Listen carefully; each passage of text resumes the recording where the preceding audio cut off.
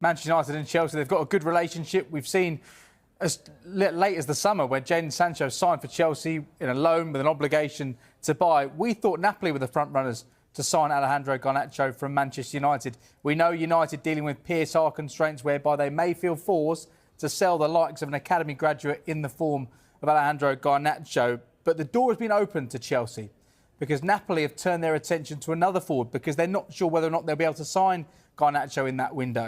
And that's Karim Adeyemi at Borussia Dortmund. Now, our colleagues in Italy have reported that United have budged when it comes to their asking price for Garnacho. They want around £55 million.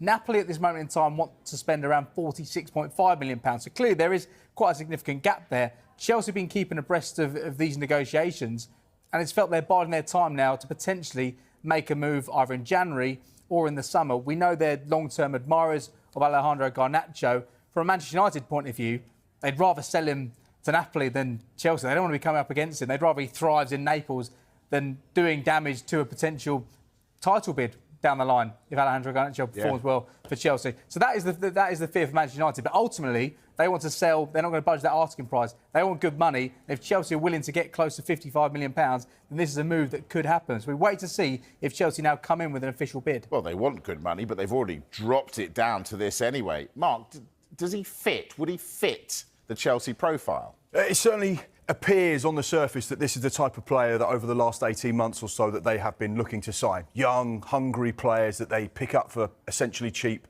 amortise the finances over a long period of time, and therefore it doesn't cost them a huge amount of money in one go.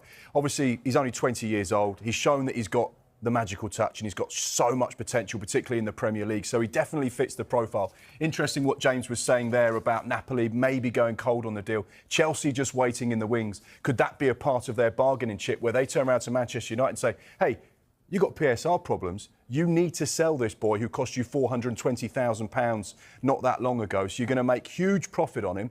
We're the only show in town. So you've got to take this deal. Otherwise, you may run the risk of finding out in the summer, we can't sell him, we need to get rid of him, we need to sell players quickly before that July the 1st deadline, which we saw last season with the likes of Nottingham Forest and Newcastle doing little pieces of business to make sure they didn't fall foul of PSR. Could this be a situation? So it's interesting that Chelsea are just waiting at the moment to see what happens.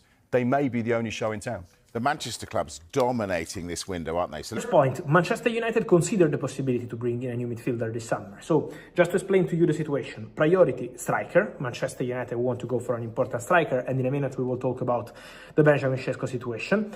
Goalkeeper, it's a possibility. It's not something guaranteed, but it's a possibility. With older options, experienced options, just to say, for one of the best goalkeepers in the world, like Eddie Martinez, but very difficult because Aston Villa already turned down 2 approaches. And then Lemmens from Royal Antwerp, with the opportunity for Manchester United to go for a younger goalkeeper and also more options in terms of younger goalkeepers. So, goalkeeper, striker priority, goalkeeper as an option, not a guarantee, and as an option also midfielder, in case there is the opportunity. The links on Fermin Lopez, at the moment I'm told that there is nothing concrete into it, also because, first point, Barcelona don't want to sell Fermin Lopez.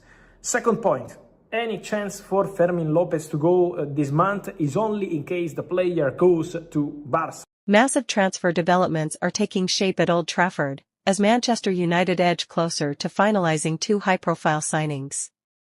According to Fabrizio Romano, both Benjamin Šeško and Gianluigi Donnarumma are in advanced stages of negotiations to join the Red Devils, with personal terms reportedly agreed and medicals already being scheduled.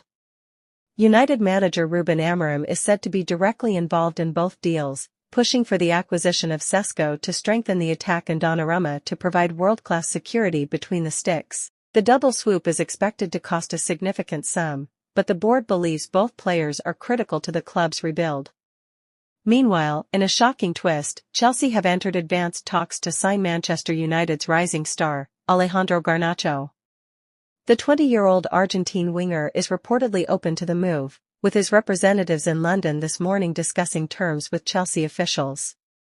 Enzo Maresca, Chelsea's head coach, is a strong admirer of Garnacho's explosive talent and believes he could be the perfect long-term solution on the flanks for the Blues. Romano confirmed this morning that Garnacho's move is progressing fast and could be finalized by the end of the week. With Šeško and Donnarumma likely to arrive at Old Trafford and Garnacho heading to Stamford Bridge, both clubs are making decisive moves as the transfer window nears its climax. Fans from both sides will be watching closely as Fabrizio Romano continues to provide real-time updates on these blockbuster deals.